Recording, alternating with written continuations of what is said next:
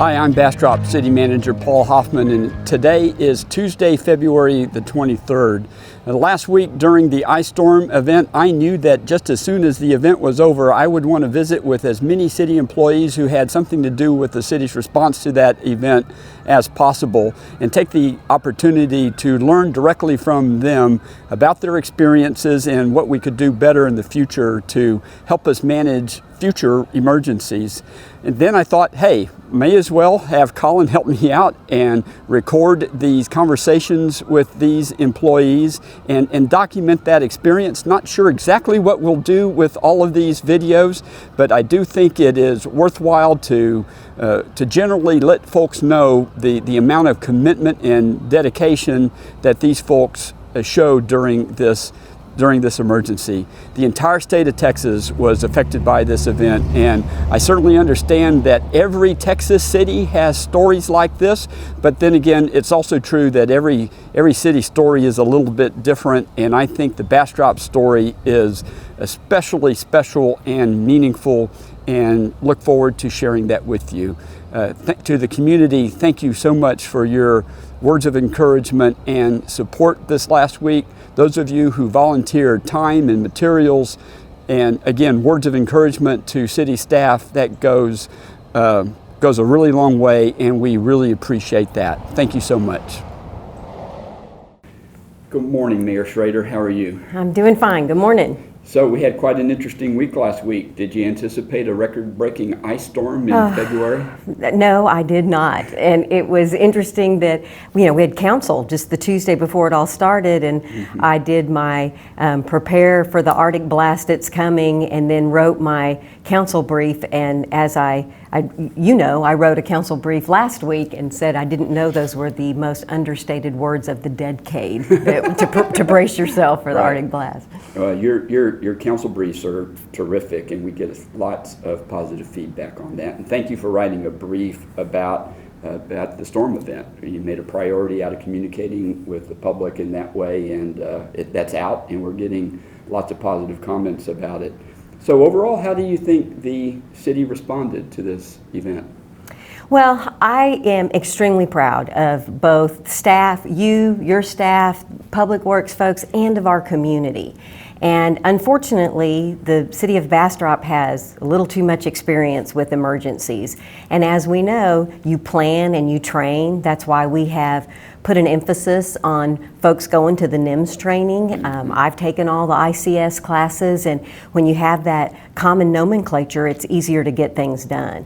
But you can make all the plans you want, you can do all the tabletops, but the actual emergency, as you well know, is always a little bit different.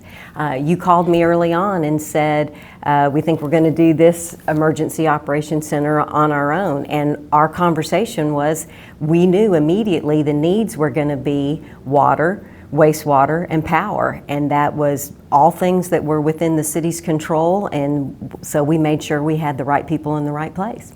My name is Tanya Cantrell. I'm the Human Resources Director for the City of Bastrop. How long have you been doing that? 21 years. So you've been through some emergencies with the City of Bastrop before. You've seen how the City of Bastrop team responds to important times like that. How would you characterize how the City of Bastrop typically shows up in times of crisis? We're a hands-on community, and that goes for the whole community. It's not just the City of Bastrop employees, it's the whole city. I mean, we show up. That's the difference. So that's really terrific. Yes. You are by nature a really humble person. That's one of the things I really appreciate about you, and you do a great job of propping up what the team does. But right now I'm going to ask you to talk about yourself just a little bit. What did you do during this ice storm event to help out? Well, the utilities department was being inundated with phone calls, and we had two ladies that were taking those calls. And they were answering the calls 24/7. So I offered my phone number and came on the rotation list, and we got calls all night. So if the phone rang at 2 o'clock in the morning, we answered the call, and they had somebody to talk to, not a machine telling you that your water was out. They already knew that. So we were able to answer questions and let them know that we may not have all of the information right now, but we assure you that you can call back anytime. If you don't have access to media sites, you're going to get a live person. We're going to give you the most up-to-date information that we currently have. And that just really put the citizens at ease and kind of gave them some peace during a time that was so unprecedented that we haven't seen in Texas. No, not in my lifetime.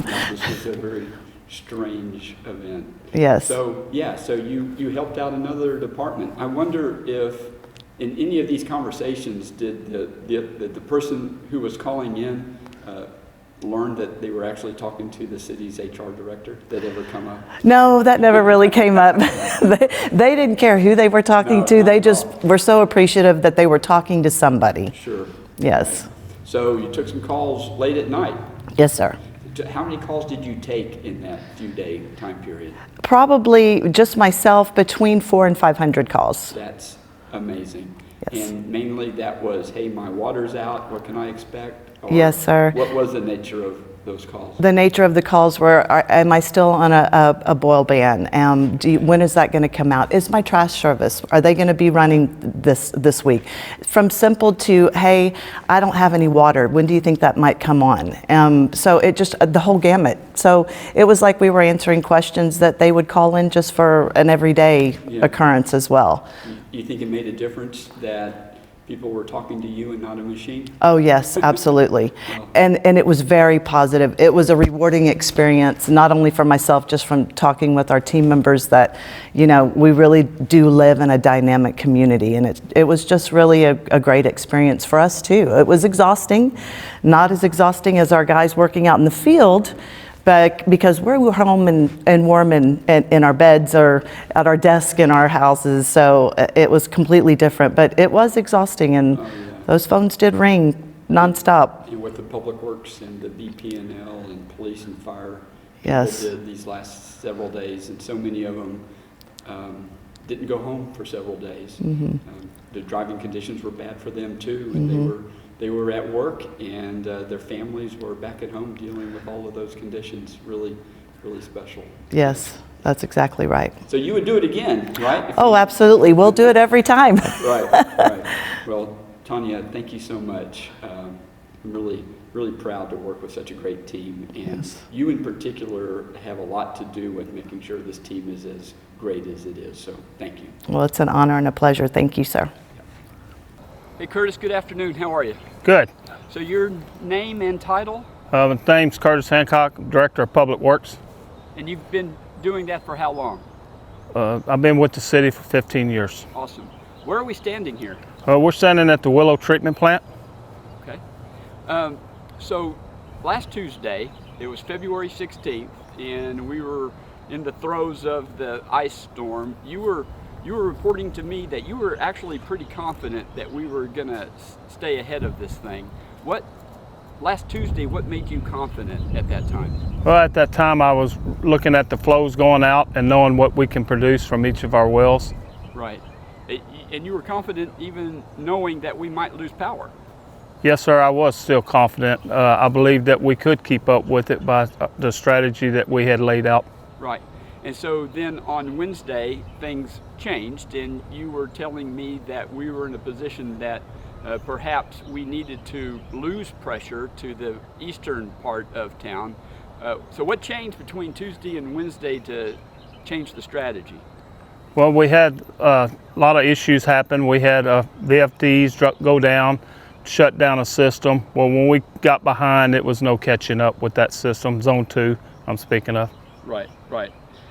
And another issue was how the weather impacted our SCADA system. And for folks who don't know, SCADA is an acronym, and it stands for Supervisory Control and Data Acquisition. That's the system that you guys use to give you real-time information on water elevations and water pressures throughout the system. What was going on with the SCADA system on Wednesday? Wednesday we did have quite a few issues, different things, cause we had our SCADA shut down on us, so we absolutely could not see anything of what was going on out in the field. Right. And then you also had the issue out at Bob Bryant with our disinfection system essentially going down. What happened there? It's a water feed line that feeds the chlorine system actually froze up and broke. Right. So we had to get it repaired to be able to get chlorine feed back to the tank. And if that wasn't enough, on Wednesday afternoon we started experiencing the rolling outages. Can you explain how, when the power came back on after one of those outages, how that impacted your pumps over here at Willow? Yeah, just inside in the building there, we have high service pumps which push out the water to the system. When the power went off and the generator kicked on, something happened with the cap. It just would not take it, and all the pumps faulted out. Right. And so you had a generator. It's just something happened once the system came back on. And we lost. Yes, sir. I'm sorry. We lost SCADA system. Okay. So once we lost the SCADA, the system would not respond to us. Gotcha. All right. And so then on Thursday we had really high consumption levels, and the system just wasn't able to keep up with that. What was driving that high consumption, do you think? I believe it was some were leaks, but majority of it was people just dripping water. They was doing more than dripping; they was running their water. Okay, right, trying to keep their pipes from freezing. Yes, sir. Right. So on the water leaks, how did the City of Bastrop Public Works Department respond to those leaks? As in, we would get a call and respond. Yes, sir. We received over 100 calls, and we responded to each site. We also received some data from our utility department on high consumption, in which operators would then go out and check the meters and and notifying customers that they had a leak, and it was high volume of leak. Yeah, that was really helpful to target where you guys needed to go and go help property owners turn their water off so Yes, we sir. could get on top of that high consumption. Right. And then I understand that you guys had water bottles in your trucks and you were actually delivering bottled water to people who needed it. Yes, sir. We were certainly offering it to them because we were at times under boil water notice, and we were still getting the system back up and going. So some people didn't have water, so we was trying to do what we could. Well, Curtis, I really appreciate how hard you worked personally, how hard your team worked. Yeah, I know that people spent days at city facilities not able to get home because of bad weather conditions. I know people were worried about their families, but had to put that on the back seat and take care of the city of Bastrop, and that means a lot. Tell me a little bit about what you did to make sure your guys had a good place to sleep and had good food to eat during the event. Well, I mean, when everything hit and everything looked like it was going to be shut down, we went to HEB and bought a lot of food up, and my wife prepared meals for them, which we moved everybody to the shelter and opened it up for our use. Yeah, well, thank you to you, thank you to Mrs. Hancock, and thank you for your terrific team for a lot of work and selfless sacrifice. Thank you so much, sir. Well, one more thing. Sure. You know, a lot of customers believe and trust in us, and they need to know that we are planning for the future. The system that we are designing just outside of town will keep us from having this happen again. I'm so glad you added that. So much of what you were dealing with was really an issue of system capacity. That's right. And the good thing about the city of Bastrop really planning for the future and that new water plant that we've got a project funded for right now will address those system capacity needs for decades to come. Yes, sir, they will. Yes, sir. Thank you for that. Thank you. Good morning, Chief Rosales. How are you? Good morning, sir. How are you? I'm great. So your name and your title? My name is Andreas Rosales. I'm the fire chief for the city of Bastrop. And you're also the emergency management coordinator. Absolutely. How long have you been the fire chief? Been the fire chief for a little over 3 years. And you've been with the city of Bastrop how long? I think we're 16 years in. Okay, so from your perspective as fire chief, how did it go last week with the ice storm? With the conditions and with the things going on, I think it went really well. We had to adapt and overcome on some things, but overall it went really well. Nobody got injured. We had little damage to any of our apparatus or anything, and went really well. Any idea how many calls you responded to? We doubled our call volume. For what we would normally run in 2 months, we ran in 4 5 days. So I want you to talk about having a full-time paid fire department, but first, how long has the city of Bastrop been talking about getting to that point? We've been talking about getting to full-time for the past probably 5 years since we hired our full-time chief in 2016. Right. But having the full-times really made a huge benefit, a huge difference in our response. All 6 of our full-timers were here. They were here roughly all 7 days during the incident. That allowed some of the volunteers to go home, take care of what they needed to at home, and also just supplemented them and allowed them to continue with their mission and working through all of the problems we had. So how many fire stations does the city of Bastrop have? We own 2 fire stations inside the city. So somehow last week we created the Fire Station 3. Tell me about that. Yeah, we absolutely did. We created Station 3 at the convention center. So due to the rolling outages and the lack of propane, we ran out of propane at the fire station. So it wasn't able to heat the bay to keep the trucks nice and warm inside the station when they came back from calls, to keep the pumps and the tanks from freezing. So we moved our station to the convention center and parked our apparatus inside the station. That, 1, allowed the guys to stay warm, 2, to get them fed, and 3, to keep the trucks warm enough to keep from freezing. Yeah, a lot of great and quick thinking on your part. Thank you for that. Yes, sir. So in your other hat as emergency management coordinator, from that perspective, how did it go last week? It went really well. The city has a great team. Everybody came together and took on their roles and really went forward, and can't say enough about Curtis and his team. Right. And it went really well. So how many nights did you spend at City Hall last week? I think I was there Sunday to Friday. Yeah.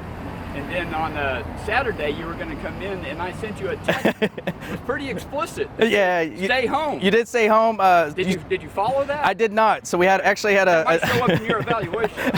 I did not stay home. We actually had a structure fire. So we went and assisted the ESD with a structure fire. Yeah. And so I came in to assist. We had multiple calls at the same time. Work never stops. So, yep, does not. Just because the ice event was over doesn't mean our normal call volume doesn't go away. So. Yeah. Well, this community owes you a particular debt of gratitude, Chief. We were very prepared. You have, in your role as emergency management coordinator, you have made it a real priority to make sure the city's prepared and the staff team is trained. And so thank you for all of that. Absolutely. Thank you. Yes, sir. Mayor, it's such a privilege and a pleasure to work with a mayor who understands emergency management like you do. And that was all very well said, and I really appreciated the emphasis you put on how well trained the staff was. I certainly don't take credit for any of that. That all happened way before I got here, but it reflects a real understanding on the part of the policymakers about what's important about being prepared. And that actually reminds me of something that Chief Rosales has emphasized during and after the event. The fact that we've got a full-time staffed fire department with 6 firefighters who've been here just a couple of months now with us during this event was huge. You want to talk a little bit about the decision making the city has gone through to prepare ourselves to have a full-time paid fire staff? Well, we could do a complete program on Chief Rosales alone. Just No doubt. outstanding. I hate to mention any one person's name because so many people work so hard, but I think we'd be hard pressed to find somebody who worked harder than Andreas did, Chief Rosales, during the event. Full-time fire is something that's been discussed in the city for a very long time. And as you said, it's not something that we just made a decision a couple months ago and had never heard about it before. It had been planned, and we talked about it, what made sense for the taxpayer. That having so many volunteers and keeping all of the equipment, there's a cost that goes along with that. We also talked about the idea that with full-time fire, our ISO rating can be an impact to each homeowner's insurance policy. Right. But the hard lesson we learned during COVID is when you're dependent on a volunteer staff and the way the firemen work, you know, they have their regular gig and then they may do volunteer in other communities. When COVID happened, their original gig said, no, you need to stay here. And that was a vulnerability for us. So we knew it was the right thing to do ultimately for a community, particularly of our size. But you put COVID, then you put the Arctic freeze in there, and people have busted pipes, and the 911 calls are going crazy, and we've got medical issues. And I don't know if Chief Rosales would have survived without those full-time firemen. I don't think he would have, and I think that's exactly what his message has been. I had the opportunity, I think it was on Thursday, to visit briefly with all 6 of the firefighters. We pulled them all in. They were working every shift for several consecutive days, and what great attitudes, and just happy to do it and willing to do it again. It was really heartwarming. Hey Tracy, how are you today? I'm very well, thank you. Well, that's great to hear. So, your name and your title? Tracy Moffitt, Supervisor of Customer Services and Utility Billing. How long have you had that role for the city of Bastrop? 9.5 years. So, briefly, normally, when we're not dealing with a record-breaking ice storm, what's your day like? What are your duties? Monitoring, everything from monitoring leaks to reviewing customer billing, customers that have questions, and monitoring meters, making sure that they're working efficiently, and sending out work orders when we see something not connecting with our meters. And you supervise the staff that takes care of customer service. Yes, that as well. Utility bills, electric, Yes. water, wastewater, solid waste, that sort of thing. Which Yes. is a great team, by the way. Yes, it's awesome. Very customer oriented. Yes. And you were part of a really great team. I think we called it the front line team this Yeah, last week yeah. that were answering calls remotely during the ice storm. How did that go? I think it went very smooth. I was very happy that we were able to do that we could take care of our customers by answering the questions as we had them continually calling, and we were given the information on a continuing basis, and our customers were very satisfied for all of them that I spoke with. It was very rewarding to be able to be there for them. That's terrific. That is rewarding. So starting around Tuesday, February 16th, and all the way through Friday, we were experiencing a lot of water loss in the water system, and a good portion of that obviously had to do with people suffering water leaks. Right. So what did you do to help the people out in the field, the public works guys who were chasing those water leaks all over town? What did you provide for them to help them in that effort? We were able to resource our AMI meters by pulling in data that they feed to us on an hourly basis. Basically, we were able to resource that information and shoot that over to, in a spreadsheet, over to our field staff so that they can go and trace where the highest volumes of water were going to, and that helped to kind of slow down that impact on our water system. Well, according to Curtis Hancock, that helped tremendously. So thank you for being able to remotely access that, and say a little bit about how we are able to do that here in Bastrop. A few years ago, the City Council decided to invest in an automated meter reading system, right? And that has been very rewarding as well. Basically, by having that access, we can pinpoint where these big leaks are going, and be able to look at information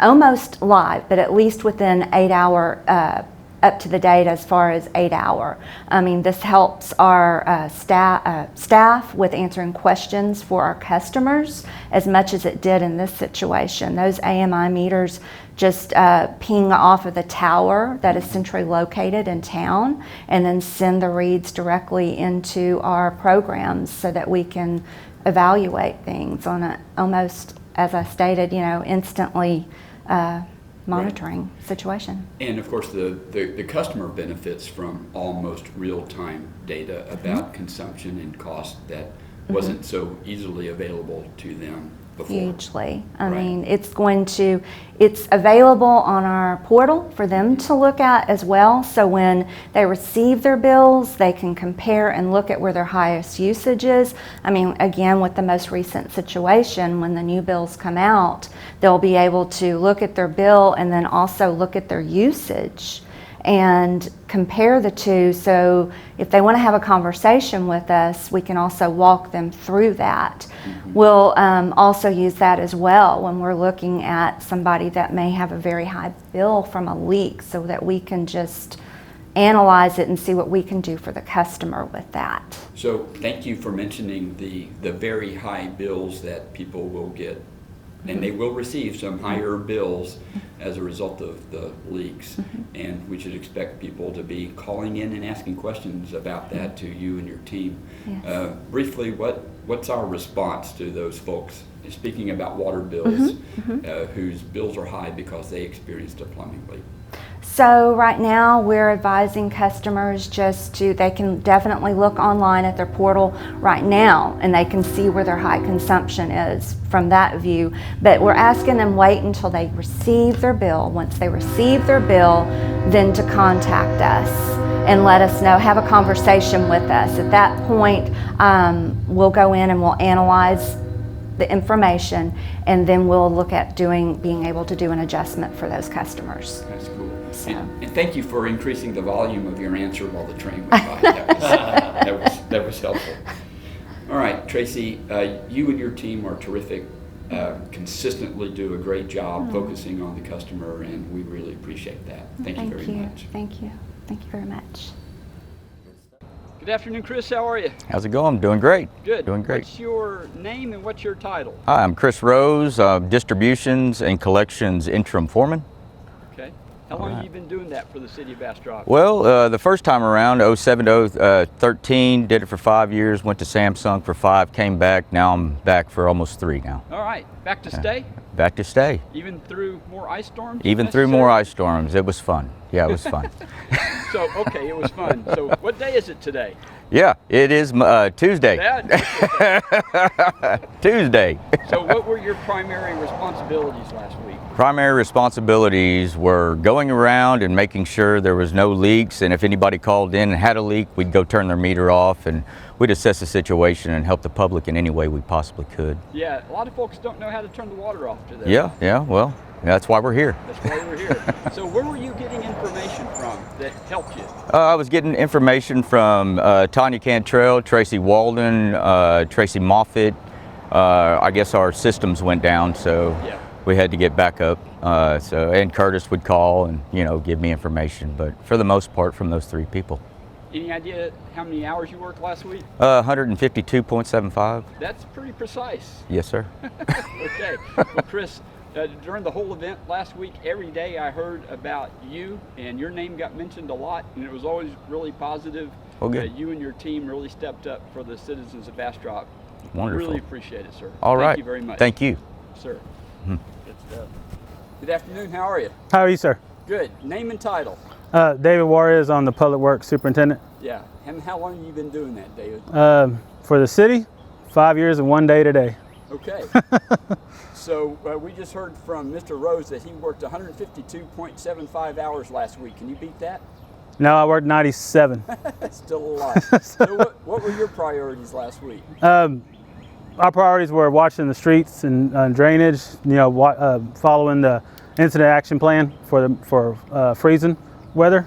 Yeah. And going out, checking all the bridges, low water crossings, stuff that we can block off, get that done timely. Where were you getting your information about priority areas to go de-ice? Mostly from Curtis, and we had the radios, monitoring the radios, phones, whatever we could find. Yeah. So do you know, were there a lot of accidents last week? Quite a bit. When we started, we came in Sunday about 4 p.m. and about 1 o'clock in the morning, that's when it started to snow. Yeah. And we watched the snow till about 5 or 6 a.m. and there was people kind of maneuvering off the street here and there. Yeah. driving conditions were really Yes, sir. pretty bad. How did you guys, Public Works employees, fare driving around on the streets? We did good. A lot of our trucks are 4x4. We use limited trucks. That way, guys can stay together. Something happened, we had 2 and 2 always. Yeah, right. So how does that de-icing agent work? So the newer stuff we have, it's actually a pre-treatment, and it's also, if it starts to jump on you, then you can put it on there and it'll start to I say, like, neutralize it, get it off. Right. Did we have plenty of material? Yes, sir. Okay. Yes, sir. So if we had to do all this again, is there anything you've learned from this event that we could do better at next time? Yes, we would. I've already estimated it for another episode, and if we can build a building for storage, keep 2 or 3 pallets on hand with salt as well for the sidewalks, for all the city buildings, stuff like that. That would be more ideal. Okay, well, that's terrific. David, thank you so much for your service. You do a tremendous job for the city of Bastrop under normal circumstances. Thank you and your team for stepping up during abnormal circumstances last week. Thank you. Yes, sir, I appreciate it. Thank y'all. How you doing, Chief? I'm doing great, thank you. So for purposes of the video, give us your name and your title. My name is Clint Nagy, Chief of Police. How long have you been Chief of Police? Well, just for about a year and a half. I was interim for a while, yes sir. Right, and you've been with the Bastrop Police Department how long? 19 years. All right, so you've been through a few events. Anything quite like this ice storm we experienced last No, week? absolutely not. This is the first time something like this, yes. So what was especially challenging about this event for you and your team? I think because it was something that was new to us. Of course, in the past, we've had small ice events that last a couple of hours. And then some officers, as myself, have never really even seen anything like this, where it just covers the roads at 4 or 5 inches. So that was all pretty new to us. So how was driving around in the snow and ice for you guys? Some of us thought it was fun. And I was really proud. We actually calculated how many miles we drove this weekend, or this weekend was about 2,500 with no crashes or anything. Yeah. So that was great. So you have some chains. Were they helpful? They were, yes. All right, cool.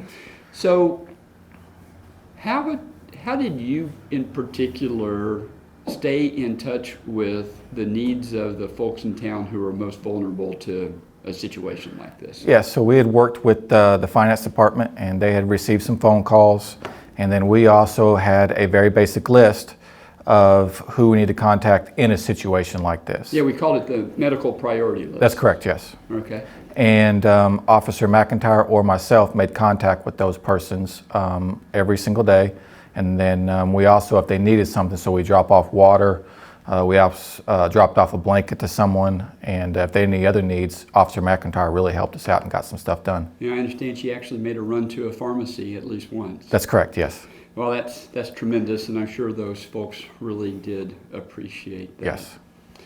So, how else did you guys spend your time? Well, the officers really stayed out in the field.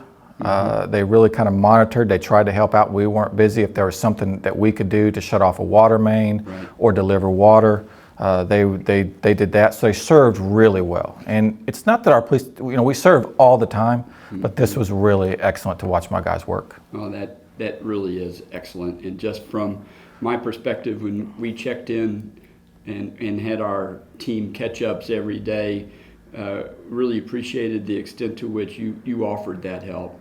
Every day, at least once a day, you said, hey, what can our guys do to help out? And then I know other departments took you up on that. Yes, absolutely. Going and identifying water leaks and that sort of thing. And you helped distribute water bottles once we had access to water bottles. That's correct. Too. Yes, I did. Yeah. Right. Yep.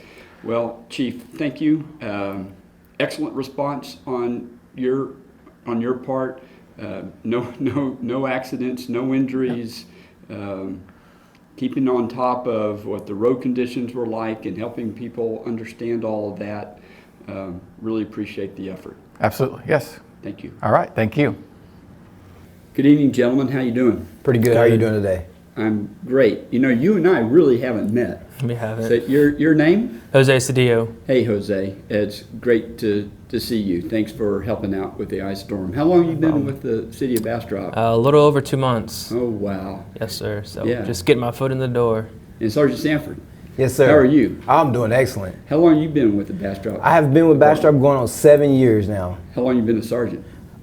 2 weeks. How about it? Yeah. It has been challenging. How about an ice storm? A record-breaking ice storm to Yes, get your sir. feet wet. That even took the toll right there. Just having the ice storm, it made it seem, we have a good team, and then they were working together and showing everybody being one team instead of everybody being individually. Well, tell me a little bit about that. How did it go? It went good. So we had some officers that obviously we live out of the city limits. So some stayed at the PD just so they can help out as much as they can. I mean, they went from 2 hours to 3 hours of sleep just to wake up to help out and everything. Yeah. Showered at the PD. Obviously, one day we woke up and there was no water, but. Yeah.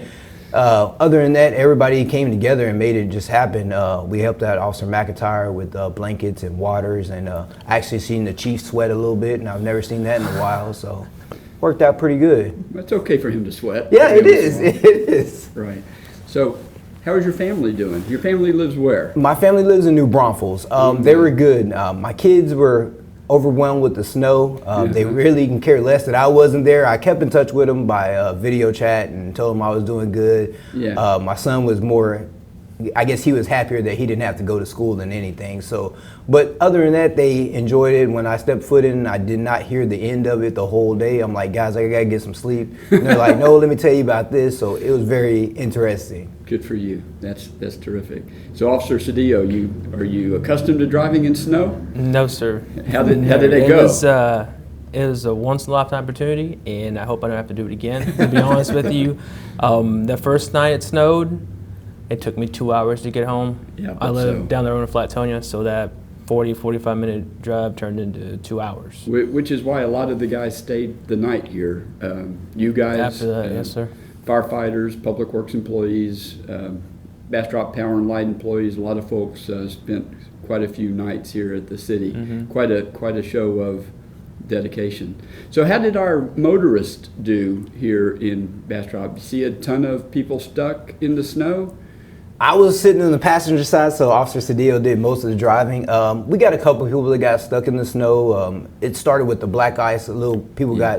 They didn't see the black ice, and they're going their normal, and then lose control, then end up in the median, but no injuries or anything like that. They said, hey, don't tow my car, I'm gonna come pick it up later. So we just basically red tagged it and put caution tape so no one else would call them and make sure they were okay and everything. So we had already did all that with all the vehicles. Well, the road conditions were just awful, and the low amount of accidents we had, and the fact that we came through it with no Bastrop employees being injured. We didn't have any accidents with any of our vehicles. That I think says a lot. And good job with you guys messaging, and good job just making sure people stayed safe. Yes, sir. So if we had to do it all again, what would we do different? What did we learn from this experience that we ought to take into the next one and be a little bit more prepared for?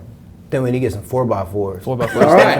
definitely some 4x4s, maybe some four-wheel drive vehicles. Some trucks, some chains. Yep, some chains. There was an incident we were just doing our routine patrols, and we actually came across a motorist at a local hotel, and we were just doing our normal patrol, and we just happened to come across, and he was stuck in the mud, and he was not getting out. Okay. Or he was stuck in the snow. So stuck in the snow. Yeah, he was stuck in the snow. We did everything we could to get him out. We tried to use a stop sign to shovel the snow. I broke a couple handles on dustpans. Dustpan's not a good snow shovel. Yeah, so he kind of gave up on us, and I was like, well, we got to have something at the PD. So we went to the PD. We found some tie down straps. So we grabbed the straps, and then we hooked it up to his car, and then we just reversed him and pulled him out. He was grateful for that because he was actually staying in town because he had to do electric in Austin. So that kind of worked out good for him, and we just happened to be in the right place at the right time. That was early in the morning too, about what, 4 o'clock in the morning. So we were out and about. We weren't just sitting out. It was cold. Oh, it was really cold. It was really cold. It was super cold. Yeah.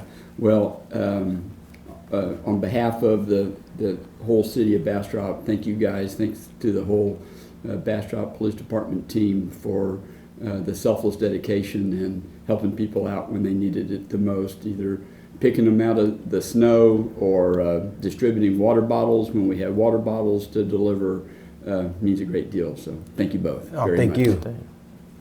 Hey, Rebecca. Hi, So your name and your title. Rebecca Gleason. I am the Assistant City Manager for Community Engagement here at the City of Bastrop. How long have you had that title? A month and a half. So this is Monday, February 22nd. We're just now out of the ice storm incident. Have you had a chance to stop and reflect and think about the last few days? I think yesterday was the first day that I really got a chance to kind of stop moving and things started sinking in. So I think I'm just kind of starting that process of going back and reflecting on the last week and our processes and our procedures. And I think it's going to be another few weeks, I think, before we're completely out of all of the analytics of this event. Oh, no doubt. But as you sit here right now and thinking about the entire team's response, the team of City of Bastrop, what's the one thing that makes you the most proud of the team's effort? For me, it's the way that we come together. I think to be able to have a team where you trust the person standing next to you to your core. You never have to worry that they're going to drop their ball. You're never going to have to worry that they're not going to give it 100%, is very powerful, and especially in times of emergency. And yeah, there were a lot of balls in the air. Oh, yeah. No doubt. Yeah. So talk specifically about your role. Describe for us what did you do these last few days? Sure. Well, being in charge of community engagement, I focus on communications a lot. So we have an incredible communications team. So worked really closely with them to make sure that we were messaging information that was timely, that was relevant, that was accurate. We wanted to ensure that we were pushing the information out and that people weren't having to come to us for the information. We wanted to ensure that people did not have questions that went unanswered. More than anything, I think a lot of the anxiety around these emergency events is the unknown. So when we had news, we pushed it. We pushed it hard and fast, because even if news is not good, if you are pushing it out and being truthful and transparent about what it is that's going on, what the situation is, I think people really appreciate that. So in addition to communications, work really closely on taking care of the community throughout these events. So worked with our fire chief to ensure that those residents without water had drinking water, worked really closely with our public works director to ensure that the information we were giving was timely and accurate, worked really closely with our police chief to make sure that his team was checking on all of the people in the community that we had concerns about. They did a great job making deliveries, especially of drinking water to those that need it, and spent a lot of time on social media. A lot of time. And so on that, how did you work to make sure we were in tune with what individuals needed out there? So part of the role of the public information officer, which is what I am for the City of Bastrop, during an emergency is trying to keep a pulse on how the community is doing. And so not only was I on our social media pages, answering questions, responding to messages, acknowledging people. Sometimes all it takes is an acknowledgement.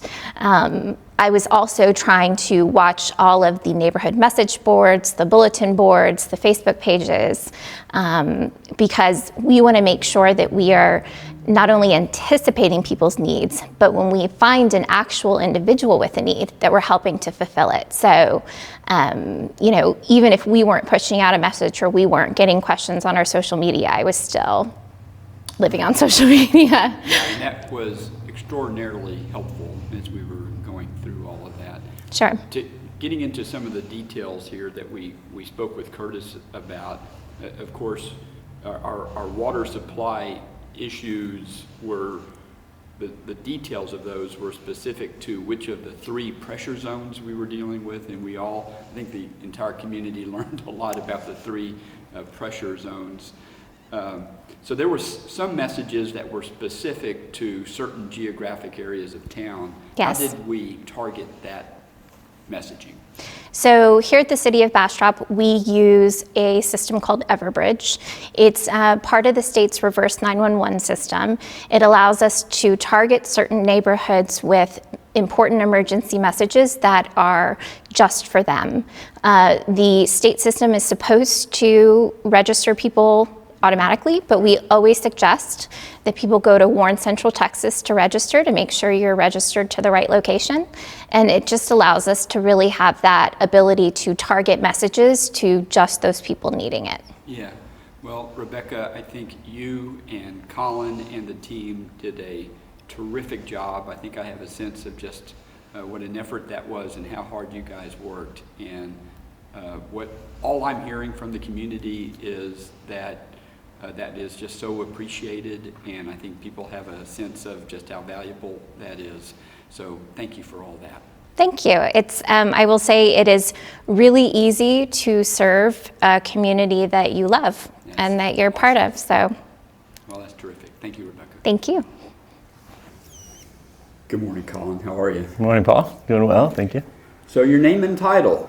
I'm Colin Guerra, the Public Information Manager for City of Bastrop. You've had that title for how long now? Month and a half. How's that going?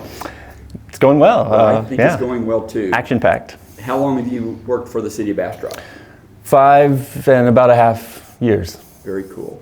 So tell me about your week last week. My week last week started with, I kind of consider it beginning when we had a 2-hour delay. I guess it was the Friday. Sure. I've totally lost track of what day's what. I've not regained that yet. But I think it was the Friday before the snow week. We had a 2-hour delay here at City Hall. So that kind of, to me, started the messaging. We tell the community, well, city offices are going to be operating on a 2-hour delay. And so pretty much from that point forward, every few hours there was a pertinent message to get out to the community. Some of more importance than others, but it was pretty much a message every time you turned around that we needed to be crafting.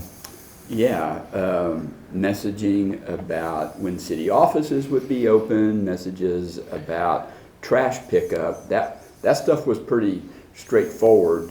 Then we started talking about water, and then things got a little complicated. Talk a little bit about how that changed the messaging dynamic. The water was definitely complicated situation. Myself and I think a lot of our citizens learned about the 3 water zones that we have. A lot of times I feel like my job is to take internal information here and prepare it for the average citizen or even the citizen who knows very little, right? You almost speak to the lowest common denominator because you don't want to assume they know things. And so when we started saying, hey, tell Zone 2 that they're not going to have water, well, who knows if they're in Zone 2 or not? And so I have to sit there and kind of scratch my head and think, how do we first describe the zones and then say if you're in the, and I mean, it's tricky. It's tricky. So the water zones were complicated, and then the situation with the rolling blackouts. If anything, to me, any moment marked just how big this was and how many eyeballs were watching our page. It was when we started talking about the rolling blackouts. That's when I realized, we hit a single post, hit over 30,000 views in a very short amount of time when we first mentioned the word rolling blackouts, and that's when I realized, our page was providing some pretty vital information to people. You make a couple really good points there. What we were dealing with from a standpoint of rolling blackouts certainly wasn't different from all across the state of Texas. And as you know, people get their news from all kinds of sources, not just us, which is good. We shouldn't be people's only news source, but people were hearing about ERCOT, and I think the majority of the population probably didn't know what that acronym stands for until last week. And we're hearing all kinds of different messages about where there were rolling blackouts, how long they would last, what caused them. It became a little controversial. How did we try to fight through all of that and provide what was succinctly necessary for our residents to know? Well, it is about, what do we know? What's a fact? What is the truth and the facts? And we're comfortable sharing those. There's no reason to sugarcoat it. And Right. especially in a disaster, the rules of engagement, so to speak, on social media, I feel like are a bit different during a disaster like this. Maybe you do sugarcoat things, if you're just trying to get somebody to come down to a fun event downtown or something like that. Hey, this is going to be family fun. But this is a situation where people need the information. They want the facts. They're not looking for any kind of friendly message. They get them the facts. And as we crystallize the facts internally, they become ready to share externally. And there was the team within our emergency operations that was all we were all preparing messages, approving messages, and we just polish the message until we feel it's ready. And then another thing, this just goes into the what I was saying, the rules kind of changing of engagement. A lot of times in social media, we try to be nice and short with things that we're saying, but when people are stuck in their homes, concerned about their power, concerned about the vital needs of life, they're willing to read a longer post. They're willing to share these posts to their friends and neighbors because they know how important it is. And so we're able to engage a little differently than we do outside of a... Well said, Colin, and appreciate how you stayed on top of all of those dynamics. And of course, social media, Facebook and Twitter are really, really powerful and effective ways of getting the word out in situations like this. But then again, it continues to be true that not everyone who needs to get this information has Facebook accounts or Twitter accounts or spend a lot of time on the Nextdoor platform. How did we attempt to communicate with those folks? Well, something we talked about in the last few months was getting a better, as a city, getting a better grasp on what we internally call the Everbridge system, which some people know it as Reverse 911. I think that's a specific product and it's not the one that we use, but that's something that people recognize that name. Right. It's where we're able to push messages to people's cell phones, to their landlines, which people use less and less these days, but cell phones, landlines, emails, faxes even. I think in that system, I'm sure some fax machines lit up with the messages we were sending because I know that that's in that system. This was our maiden voyage with that system as far as sending messages directly from City of Bastrop internally. That system is something that I think is purchased, the subscription to that powerful and I'm sure fairly expensive system is purchased regionally. The CapCog region makes the relationship with Everbridge happen. And then I think it's really in the hands on a day-to-day basis of our 911 dispatching, which really lives at the county.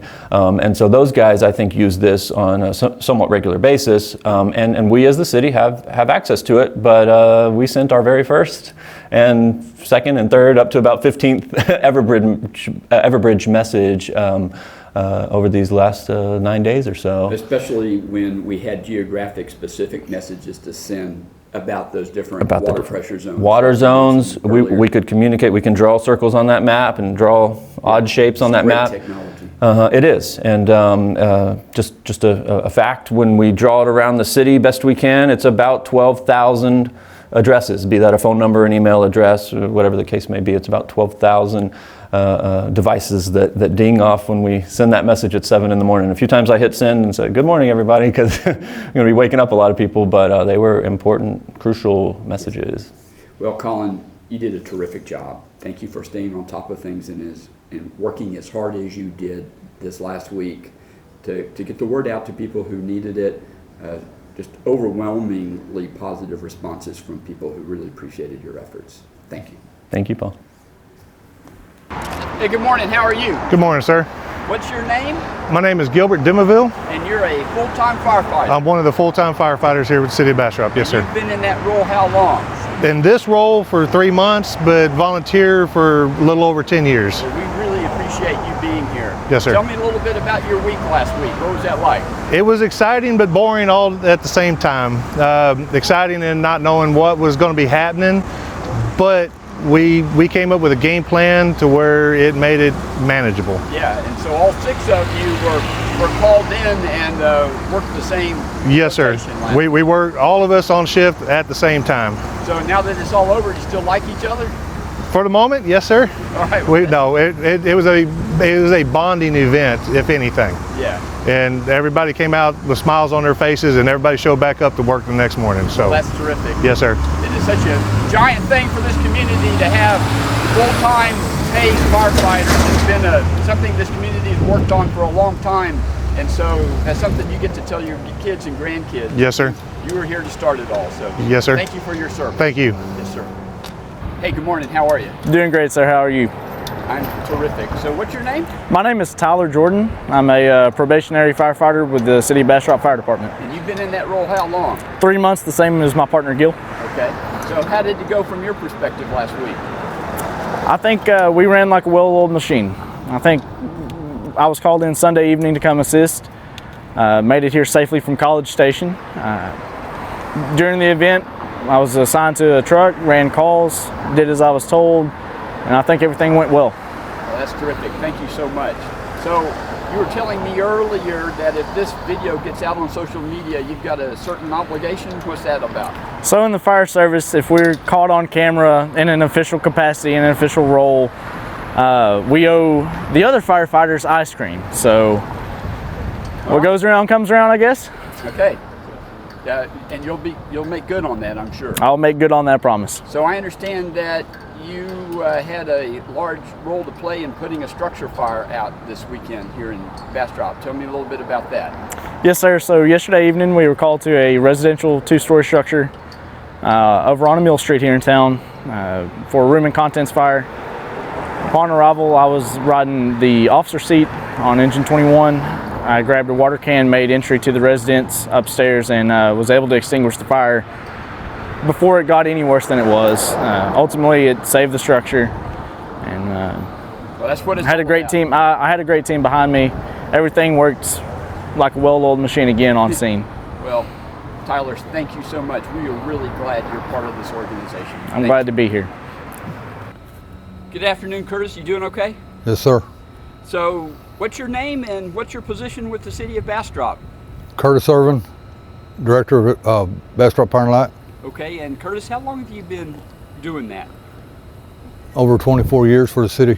Okay, well, thank you for that. So you and I had a conversation. It was the Friday while we were hearing about the bad weather coming in. I think it was Friday, February 12th. And what I remember about that conversation is that you were really confident that Bastrop Power and Light was going to come through this event just great. What made you so confident? I'm always confident. It's about being prepared through planning, right. System maintenance. Yep. Working on it a little bit at a time, every day. Yep.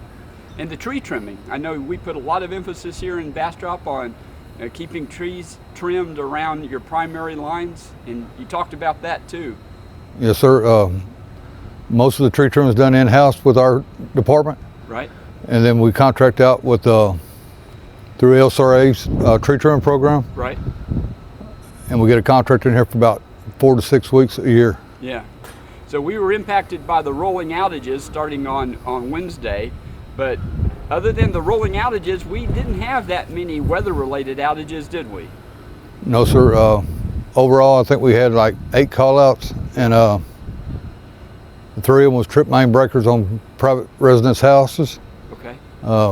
One was a limb hanging over a sidewalk in the street, so we took care of what was there. It wasn't overpower or anything. And the remainder of them was a carport had collapsed and knocked the meter out of a meter socket, and we made that repair. We had an outage on Walnut Ridge Apartments and Bucky's, and that was 2 open line fuses. We took care of that. Right. You know, it seems like your team was really on top of things and responded really quickly. Anybody on your team you'd like to call out in particular for helping out this last week? I would say everybody, but okay. Most especially Jimmy Shoemake. He's the person on call. He responded first to every call that we had and took care of the majority of them by himself. Yeah. You know, Curtis, one of the things I do appreciate about you is your focus on teamwork, and not just within your department, but citywide as well. And so really appreciate your leadership and the way you take care of the system in the city of Bastrop. Thank you very much. Thank you. Hey Trey, you doing okay? Good. So your name and title? So I'm Trey Jobe, the Assistant City Manager of Community Development for the City of Bastrop. You've been with the City of Bastrop how long? Almost 9 years. And you started out as? The Director of Public Works. Director of Public Works. And your experience with the water system was really valuable in all of this last week. Now, we had some particular challenges facing the Public Works Department as they tried to keep constant pressure throughout the system.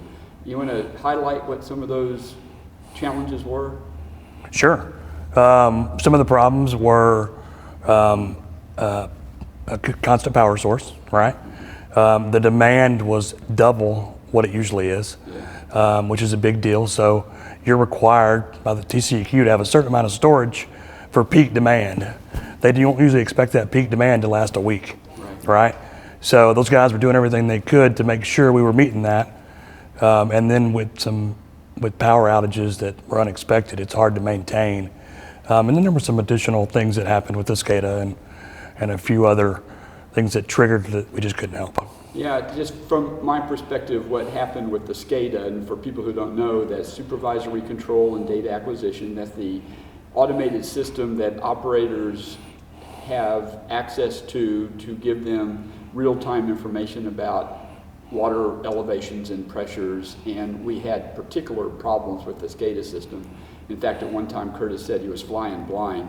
That's right. Real frustrating experience for him. Was that problems with SCADA? Was that weather related?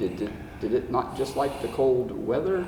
I think it was a little bit of both. It was all weather related technically, Sure, but right. yeah, some of it was the cold, some of it was low-hanging branches now that were covered with ice that block transmitters. There was not constant power like we talked about earlier.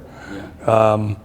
And that's, you're right, he was flying blind, if you will. You can absolutely operate a water system manually, but it's a whole lot easier when the roads aren't covered with ice. So, Sure. right. So how do you think the team did in responding to all that? I think they did a great job. Those guys are super committed. What a few people don't know is their families may not have had water at home, but they were here every day and every night just to make sure that the citizens here had water.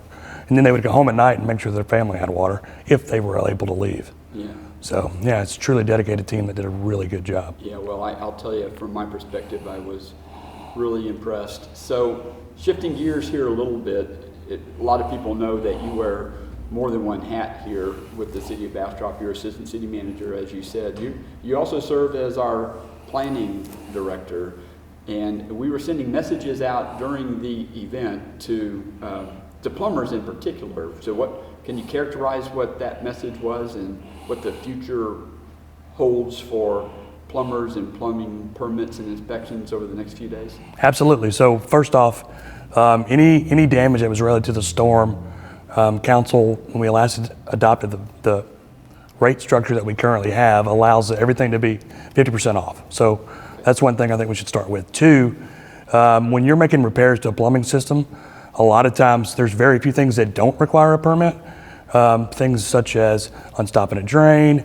You don't have to get one immediately. You don't want to stop and not fix the repair. There are other things in the code that allow you to make the emergency repair, come back in at a later date, make sure you get the inspection, because we want to make sure things are done right. Some of this is not just water. Some of this may be plumbing on your gas system, your hot water heater, and there's components in there that could damage your house and impact life safety if you don't get an inspection. So it's important that you come in at least, let us know what you did, and then we'll be glad to circle back around. Like I said, there's no fines, there's no problem. We know it was an emergency. We all ran around trying to make sure water was flowing for a few days. We get it. So we're happy to have anybody come in. Yeah, and so I guess the message is the permitting process is important, but we don't want people to think that we're going to be so onerous about the imposition of those requirements over the next several days and weeks here that it gets in the way of people getting the work done quickly. We know there's a lot of work to be done out there, and we want that to happen expeditiously but also safely. So That's right. Thank you. It's not so much about the permit as much as it is about the inspection. That's exactly right. Thank you. Anything else you want to add about your observations of how the city responded these last few days? I just think as a whole, it was a great team. And I won't just brag on Public Works, even though that was a big part of my life. the planning department, our building officials now making sure that we're doing damage assessment. She's working on a statement for those plumbers like we talked about. People stepped up and worked all night answering phones.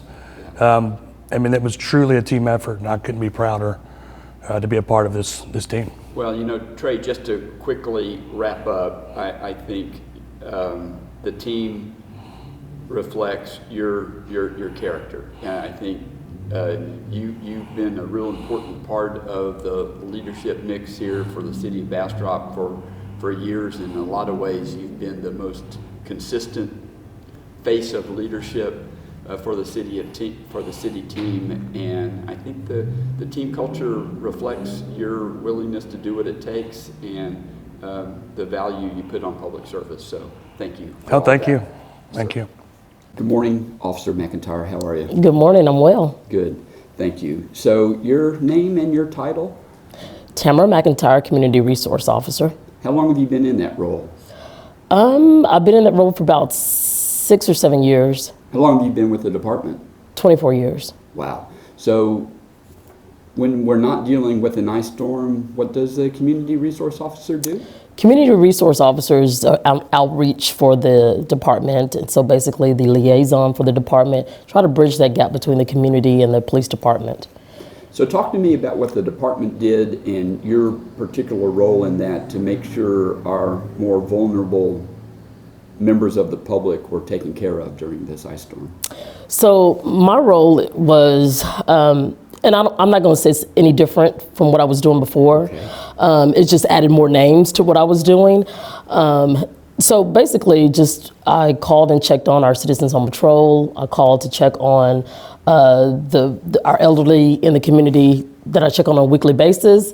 And then there was some more added to that. And so I checked on them to make sure they were okay. I made visits to them. I ran errands for them. I've moved furniture for them during this winter storm and unpacked groceries for them. So it's pretty much the norm, just on a higher scale. I understand you even made a trip to the pharmacy. Yes, I made a trip to the pharmacy. A lady called and said, I have no way to pick up my prescription. Is it possible that you could do it? Sure. You know, Tamara, it's really an honor for me to be associated with a police department that focuses so much on taking care of people that need help, especially in an event like this. So if we had to do it all over again, would you have any suggestions for how we might do it different? Well, as far as the department or as far as the community? Anything. I would say for the community, you just have to be prepared. And that way, if you hear on the news that there's a disaster coming, inclement weather, whatever the case may be, please get yourself prepared before then. Go grocery shopping, make sure you have everything at the house that you need, make sure your prescriptions are filled, and check on loved ones throughout this whole disaster, if we have one. Sounds like you've been through a few emergencies. Yes, definitely. Yeah, wise advice. Sergeant McIntyre, thank you for everything you do every day, and thank you for the very special work you did during this event. You're so welcome. Thank you. Good morning, Chief Stefanik. How are you? Not bad, sir. How are you? I'm terrific. Good. So your name and title? My name is Vicki Stefanik. I'm the Assistant Chief of Police for the City of Bastrop Police Department. You've been Assistant Chief how long? I have been officially about 6 months, a year since I was interim. And you've been with the Bastrop Police Department how long? About 13 years. Awesome. So you spent some time in the Northeast. I did, yes, sir. So did you take the time to give your officers lessons in driving in ice and snow? I did, yes, sir. Pump the brakes. Right, and they had access to some chains, I understand. Some chains for their shoes and also for the backs of the cars. Yeah, I saw one of the officers on Thursday and I asked him about his chains. He said, you know, we can only go 30 miles an hour with those things on. So he eschewed that pretty quickly. Yes, sir. So one of the things Chief Nagy was talking about, he's particularly proud of, is you guys put in a lot of miles this last week with no accidents and no injuries. A very good thing. That's pretty cool. So congratulations for the good training. Chief Nagy also talks about how you guys were there to help, right? And I appreciate that every day he would offer the police department is there to help other departments. And one thing that happened from all of that was Sergeant McManus came over and and helped with our public messaging. And yeah, that was... He told me about it. Yeah, what did he say? He said he was not a social media fan. Right. But he said it was very interesting. It was different than what he thought. So yeah, I'm sure he did a good job. Yeah, Rebecca said that he was a really quick learner and was really, really helpful. But yeah, went into it without a lot of social media experience. Yes, sir. Well, good. That was terrific.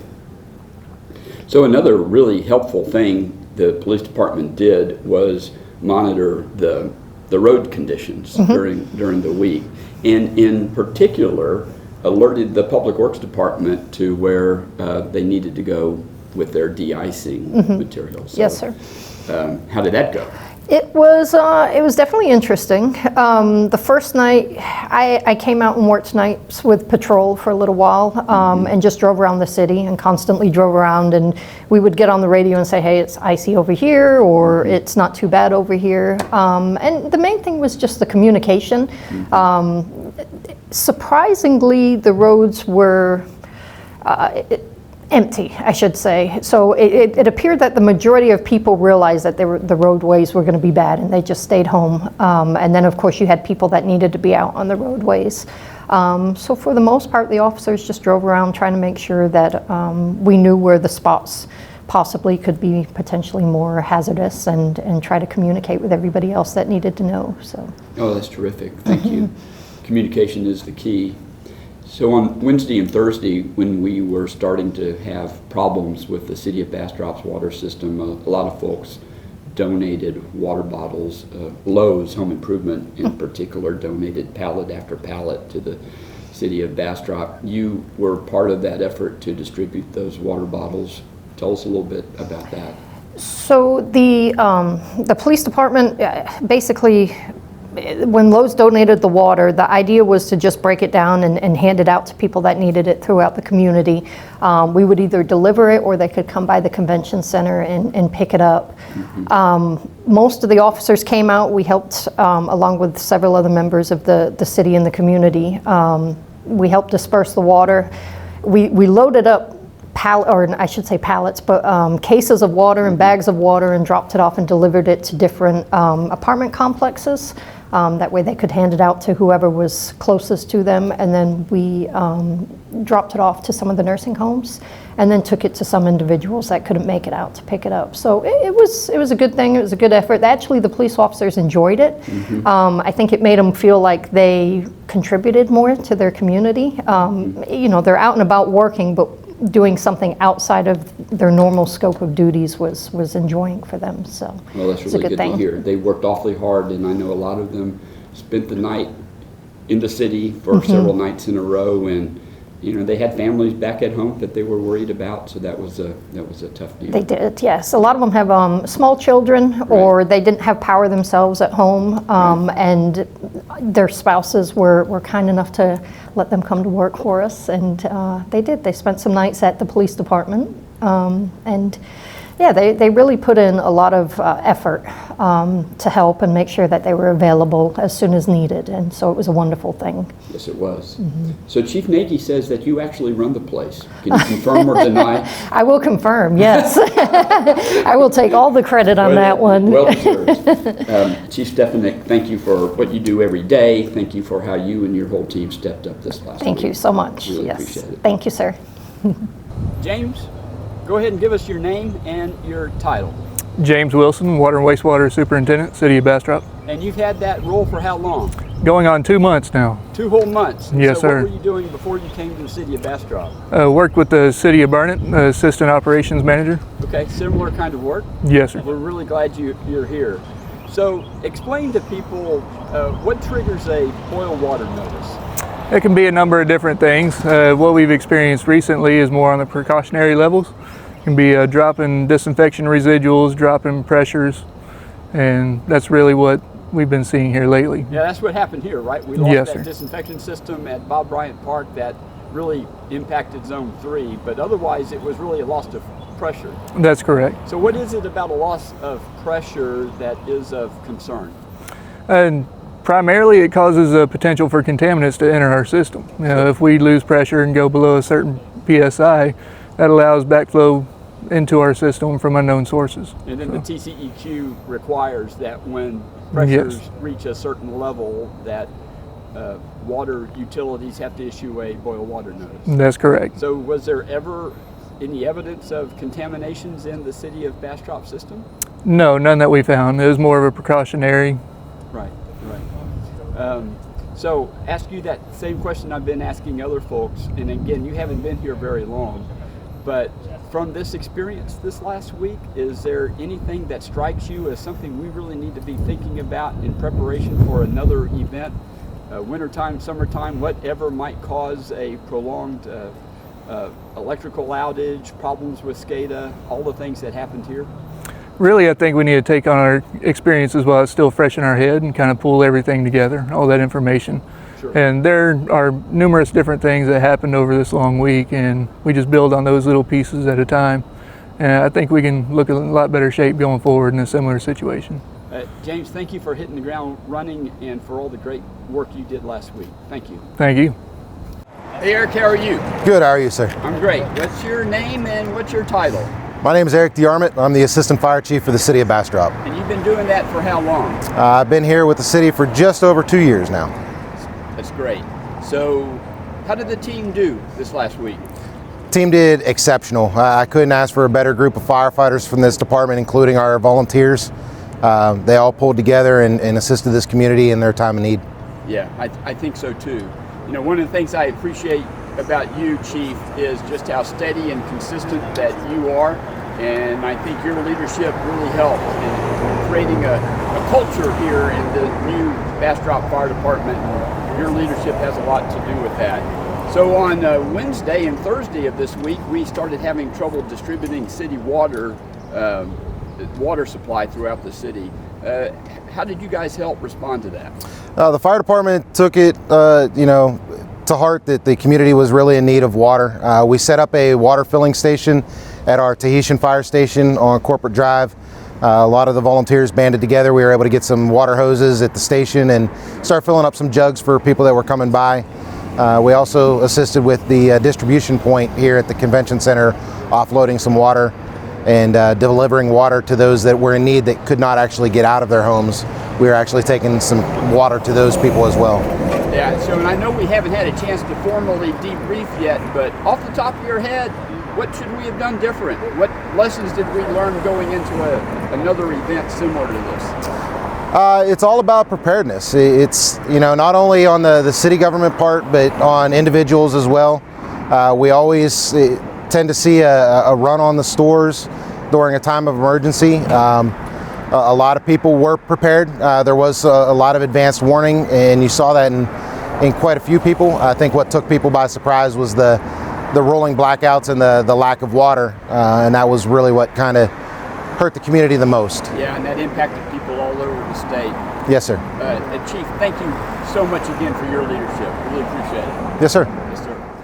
Hey, Tracy, how are you doing? I'm good. How are you? I'm doing terrific. Thanks. Your name and your title? Tracy Chavez, and I am Customer Service Specialist. And you've worked for the city of Bastrop how long? 18 years in November. And you've been through a few emergency events with the city of Bastrop, right? Yes, sir. So it seems to me that the city of Bastrop fares really very well in those kinds of events in terms of the staff's response. What do you think causes that? We're just, I don't know, we love where we live. We love the community. It's our home. We treat people the way we want to be treated. That's so great. Thank you. So how many calls did you get? Probably Monday and Tuesday, 20 to 30, but for Wednesday, Thursday, Friday, I lost count. A lot of calls. It was just phone call after phone call. I'm sure people really appreciated hearing a live voice on the other end and someone who knew a little bit about what they were talking about. They did, and they were all very gracious and appreciative of everything that the city was doing to make it a little more easier. I hear that a lot, which is remarkable in and of itself because these people were suffering, right? Some were, yes. So many of them didn't have power, didn't have water, and were worried about things. So but they took the time to be gracious. Yes. That's really special. So what were some of the calls about? What were the nature of the calls? You know, a few of them were safety concerns, you know, which we, you know, covered that with them, or the water was probably the biggest issue. Yeah. And people take away water and people do panic. Oh, sure. I think it's just kind of, you expect it to come out of the tap, and when it doesn't, it kind of... It rocks your world. Yes. Yes, it does. Right. So... And it was Wednesday when you started seeing the call volume go up. It was Wednesday and into Thursday where we started experiencing the problems with water supply. And I think it went on a little longer. Everybody thought, oh, it's going to snow, you know, melt off in a day. It didn't melt off. No, So I think that, you know, that can make you a little anxious when we're not used to it. Right. No, we're not. Doesn't happen. Every 30 years, apparently. It was a record-breaking event. It was. So, Well, Tracy, thank you so much for what you do every day. Yes, sir. And thank you for what you did during this event. no Really means a problem. lot. It was my pleasure, actually. I even met some people that, you know, through the phone that were really unique people. So, Oh, that's cool. yeah, Thank it you. was. Thank you. Tracy Waldron, Chief Financial Officer for the City of Bastrop. Okay, and so CFO is what you're doing when we're not dealing with a record-breaking ice storm. Right. And we might talk about that in just a second. But during the record-breaking ice storm, what were you doing for the city of Bastrop? Working the call center, Right. giving customer service, yeah. Yeah, Responding to our citizens, yeah. So I think it's interesting that idea started with this event because the answering service the city of Bastrop contracts with lost power. Right. And we didn't have an answering service. And Right. so then we had to call a few of you together because we were getting inundated with calls. Right. Yeah. So what were the nature of those calls for the most part? What were people asking about? Yeah, it depends on the day, but I mean, power outages, water breaks, I'm trying to remember, trash, Right. boil notice, what did they need to boil for? They had a lot of questions. How many calls do you think you took? I took, if you ask my husband, is like 500. I don't think I took that many calls. And the majority, How many days were yeah, you? I think 4. Okay. 4 days. We kind of shared that responsibility between a lot of us. But the response was usually really positive, and they were glad that they got a person. They were happy that they were able to talk to someone, even if we couldn't give them a great answer. They were happy that we answered the phone. So on Thursday, I think it was Thursday, our answering service was back up, and we could have gone back to them. Right. And I asked, hey, Right. team, should we go back and have our answering service field these calls? And Right. what was it you said to me? We just, and it's not just me. I mean, Tracy Moffitt is just as passionate. We don't feel like they give us as good a customer service as we do. We felt like the volume was still too high to hand it over. But by Friday morning, and after we got both of the other zones back up, we felt a little better. Yeah, well, Yeah. that meant a lot to me. Mhm. I was hoping that's what you would say. Yeah. But I knew at the time you guys had already put in a lot of hours and Right. some sleepless nights. And so I did want to give you that option, but thank you for doing the right thing there. You're welcome. So your day job is Chief Financial Officer. Right. So what are we going to do to make sure that the city of Bastrop gets reimbursed to the extent possible as a result of expenses associated with this storm? Right. So we will just make sure that we have all the proper paperwork and we have the backup and we understand what they will pay for and what they won't pay for. And just make sure, I mean, I've already seen the email come through to go register for the public assistance, so we'll make sure we get that done. And honestly, it's become part of our day job. We've had so many FEMA events in my 8 years here that we've got this down. Well, it's comforting to me to know that you guys do have this down, and you know, and you clearly know what you're doing. And this is something that will take months months. Right. Yeah. Well, Tracy, thank you for what you did and what you always do for the city of Bastrop. Again, Bastrop residents should feel comfortable that we've got someone like you at the helm, making sure that we're spending their resources wisely, and that as busy as you are, that you're willing to step in a time of need like you did. Really means a lot. You're welcome. So Tracy, in the immediate aftermath of this ice storm event, we're getting a lot of calls from folks who are concerned about how this will impact their electric rates. We're getting those questions from BP&L customers. There's a lot of media discussion about that. There's probably a lot we don't know at this point, but what indications do we have about how this might impact our rates? So we have reached out to LCRA, our wholesale provider, and they have assured us that they've looked at their calculations and their costs and their numbers, and that they don't see an impact in the rates. That's really comforting. Thanks for sharing that. And of course, to the extent there would be an impact, I'm confident that that's something the city council would be interested in, and would want to talk about how we could mitigate all that. Right. We're getting similar calls on the water use side. Tons of people suffered from water line breaks associated with the storm, and will have seen a loss of water that went through their meter that they're going to get billed for here pretty soon. And the city has a history of how we deal with that. Can you talk about that a bit?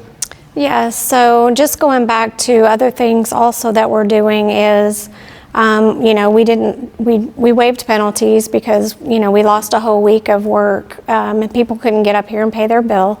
So we reassured them there would be no penalties, and we're not doing cutoffs how we normally would, because we just want to be careful that we wouldn't cut someone off that would have been affected. So we're just doing door hangers and talking to people, but we're not going forward with those normal routines that we would normally have. As far as the leaks are concerned, the way we've handled that in the past is that they will come to us and they will say, look, I had a leak. Normally we would require the repair bill just so that we know the leak has been repaired, and then we would adjust their bill down to the tier 1 rate. In this instance, we've had several discussions and are looking at waiving the requirement for the backup, but that's how we'll handle the leaks on an individual basis. They'll need to contact the office so that we can take a look at their account and we can adjust it accordingly. So, thank you. Traditionally, if somebody has a water leak and that caused their bill to be really high, we would have asked them to essentially prove that by giving us a plumber repair bill. Giving this incident, we're not going to do that. We're going to make that a bit easier. But we still need people to contact us, right? Yes. If they get a bill and it's high and it's because of a storm-related water leak, we do need them to bring that to our attention. Yes, and we're going to communicate that when the bills go out. Right. That if that is the case, they just need to contact the office. That sounds terrific. Thank you, Tracy. You're welcome. Much. Good afternoon, Adam. You doing okay? I'm doing good. Great, thank you. So your name and your title? My name's Adam Jordy. I'm the Chief Plant Operator for Water and Wastewater for the City of Bastrop. How long have you been with the city? Been with the city for 7 years. Adam, where's home? Home right now is in LaGrange, Texas. How were things in LaGrange last week? They were pretty rough. It was pretty icy conditions. Were you able to get home? I was driving really slow. So. Okay. So how was it here at work last week? It's pretty chaotic, I would say. What were your primary responsibilities? Just to try to get the water system back up and running. We had a lot of things going on, a lot of transducers freezing, lines freezing and busting, and just trying to get everything back up and running. Help people understand, when you say that a transducer is freezing, what's the impact of that? What's the effect of that? So the transducer is what's telling our pumps and through SCADA, through our computer system, what our levels are at. And as the level drops, it tells the pumps to kick on. And when the level freezes in SCADA, we don't know when the levels drop and when the pump should come on. So we have to come in and monitor the tanks manually and turn the pumps on and off manually. Yeah, well, thank you for doing that. Tell me about how the team came together last week. I think it was a beautiful thing. We came together. We all had to put in a lot of hours. We did a lot of work repairing lines as we could, trying to find leaks, trying to discover where the water was going, and just try to get everything back up and running. Yeah, Adam, thank you so much for your service. Really appreciate it, sir. Yeah, thank you. Hey, good afternoon. How are you? I'm doing great. And you, sir? I'm really good. Thank you. So your name? My name is Robert Campion. I'm with Streets and Drainage. Okay. And you've done that for how long? 17 and a half years. Okay. So what was last week like for you? It was quite interesting. Okay. It was not the first one of my whole time I've been here, but it was definitely one of the most interesting. Any of those other times, was the duration of the cold and wet weather as long as it was last week? No, sir, it wasn't. Yeah. So what were your responsibilities last week? Making sure that the sidewalks were, if people did get out and were out and about, we had to make sure that they were salted and de-iced to make sure nobody had fallen or anything, and to make sure that the roadways, the bridges, were passable. Yeah.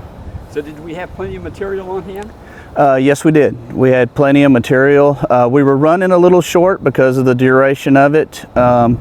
We could probably, next go around, I think we could, if we had a storage containment unit where we could keep more on hand, right, and get it a little quicker. That's absolutely something we need to be paying attention to. Yes, sir. And I know at my house things got so desperate, my wife used the margarita salt on the back steps. Oh, man. That was kind of extreme. Well, Robert, thank you so much for the great work you and your whole team did last week. Really appreciate it, sir. Yes, sir. Hey, Fernando, how are you? I'm good. So what's your name and what's your title? My name is Fernando Guerrero, and my title is Water Wastewater Operator, and I've been here for 4.5 years now. That's awesome. So where are we right now? We're at the Willow Treatment Plant. Okay, and in this room is what? And this room is our lab and our turbidity room. This is where pretty much we monitor the water going out to Zone 1 and Zone 2. Okay, why don't you show us what's in this room? Okay, well, first here's our CL17s, and they monitor our chlorine that goes out into the system. We always make sure it's over a 1. And this pretty much what our chlorine does is kills bacteria and makes it safe for people to drink once it's distributed out to the city. And then next here is our lab equipment. Not only do we just look at our equipment up there, our CL17s, but we also test them out with our kits just to double check and make sure it's safe to drink. Next, our turbidity meters. And these are very important because they actually monitor our cartridge filters that are outside of the Willow plant. What they'll do is the cartridges, they'll clean out all of the bacteria. They won't let any pathogens which are harmful to people, and they won't let them in. So we always want these to be below a 0.1. So we always have to monitor these, and we have alarms on SCADA that tell us whenever they actually rise up. And so we can come here and try to see what the issue is and keep people safe from drinking the water. You keep going. We also have a kit for turbidity also as well. So we just, we're not just relying on the equipment there. We also double check, everything's double checked, make sure everything is safe to drink. Here is our pressure. It's our water coming in, and it also monitors the pressure going out so it doesn't bust out any lines or anything. But it feeds our equipment, our CL17s, including our pH meter, which you don't want your water to be too acidic or too basic. You want it to be neutral, so it's safe to drink. And last, we have our materials that we need whenever something's starting to run out, or we always want to make sure it's full, our supply. And so in case of emergencies, we don't want to be contacting vendors and try to get stuff in. We want to make sure it's always full and ready to go. Wow, well done, sir. Thank you. Thank you. Tell us a little bit about last week and what your primary duties were during the ice storm. Okay, so last week I came in on Sunday. I had to relieve somebody because they couldn't drive in. I came in, did the rounds, and then on Monday morning at 2 a.m. I got a call that our service pumps at Bob Bryan had gone down, and the issue was the snow had come in sideways and got into our motors and had condensation in there, so we had to come in and dry out the motors to get Bob Bryan up and going again. But since then, a lot of issues started to happen. Things started to freeze up. The chlorinator system at Bob started to freeze up. Transducers, SCADA, stuff like that started going down. So we had to stay here and monitor. And the first night, I ended up pulling a 29-hour shift all the way to Tuesday. And that's when we got things together and started getting shifts in, so people can start relieving other people, operators. And so that's when it started, around like Tuesday evening, and that's where we had everybody come in. But our job was to make sure that the wells kept running, and since our SCADA system was down, we had to manually, turn on wells, go up to fishermen's, turn them on, turn them off, check on the levels on the tanks, make sure they're filled, make sure everything's running the way it's supposed to. Without our SCADA system, we actually had to drive up there and visually make sure everything's the way it's supposed to. Yeah, SCADA difficulties really made a difference for you guys. Yeah. So when did things get back to normal? I would say about Zone 1 and Zone 3, maybe around Wednesday, Thursday, we had that one pretty much set. I know the chlorine on Bob was a little low, but around Thursday we fixed the issue with the chlorine, and everything started coming up the way it was supposed to. The last one was Zone 2, and that was the tanks. SCADA wasn't reading that, had no water in them. And so around Saturday night, we figured that the transducer was messed up. We ended up putting gauges on the tanks, and we saw that they actually did have water in them. And that's when we started filling up the other tanks, and everything started coming back. Right. Mm-hmm. Yeah, well, Curtis did a great job of keeping me and the rest of the team plugged in on all that, and through it all, he was so complimentary of you and everybody else who was working so many hours to get all that resolved. So thank you for that effort. Oh, you're welcome. So where does your wife work? She actually works at the public library here in Bastrop, and she was great throughout, taking care of the kids and making sure she kept me up to date that all of our power in Smithville was up and going, because that was another thing in the back of my mind, is how my family's doing. And great motivator, and like you said, everything was teamwork, all departments coming together. Public Works helping us fill up our generators, distribution going out there trying to stop all the leaks from going, so many leaks, and people running their faucets was draining our water. And then BPNL making sure our power was up. Even the ladies at the City Hall giving us information on the meters where people are leaking. It helped out completely. My team, the operators, making sure everything's running perfectly, making sure where issues are arising, they were getting fixed. I mean, they're very knowledgeable, and I'm happy that our training, education that the city pays for is come in handy. Our experiences and everything just came in and all at once, and just completely helped us get through this ice storm. And so it's definitely it definitely feels great to know that you can rely on your team to. So I know it's early and through. we haven't really had a chance to debrief yet, but as you stand here right now, is there anything we learned from this event that we need to keep in mind before something like this happens again?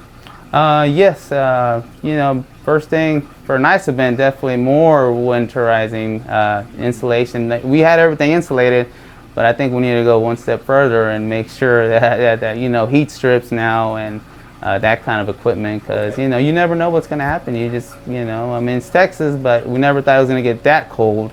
But we learn through our failures sometimes, and now we're stronger. We know how to utilize our resources more now. The meters, that kind of stuff. We have the equipment, so now we can utilize it better for next time. Thank you, Fernando, for all your good work. Well, thank you, Paul, for your work too. I would like to thank all of the unsung heroes. We had businesses that were saying, come get a cup of coffee, we'll fill your container when people were on boil water notices, and offering that to the folks outside of the city limits that, the aqua water system really had some struggles. So all of our business owners that were reaching out to people, I have to tell you one of my favorite stories. Friday afternoon, Chief Rosales was able to get some water on Friday. Being a resident of Zone 2, we lost our water Wednesday afternoon and got it back kind of late in the evening on Friday. But Friday morning, Chief Rosales got access to some water, and we were putting 6 bottles in a bag, and a car pulled up, and we were trying to get it to come over by the curb, and the guy was like, no, and he ended up getting out of his car and saying, I live a little bit outside of the city, and my mom and I have a water well, and we have water. We heard that you were giving water away, and we are bringing cases we had in our garage so that they can go to people who need them. So, lots of stories like that. Lots of stories. Pretty cool. I also like the guy that said, hey, I have a pool in my backyard, 5 gallons will get you 2 flushes. Right. He was giving away his pool water to his People were using neighbors. pool water, people were using Melted melted snow, to flush their yes, toilet, right? yes. I hope more than anything else, there's always a silver lining, and some families got to spend some time together. I think I know my grandkids learned that there were games that you don't need batteries and power to play. So they got to play in the snow, they got to spend some time together, and it may have been an opportunity for all of us to reassess and reevaluate what's truly the most important things. Well, Mayor Schrader, thank you so much. The city team really appreciates your leadership. Thank you. Thank you.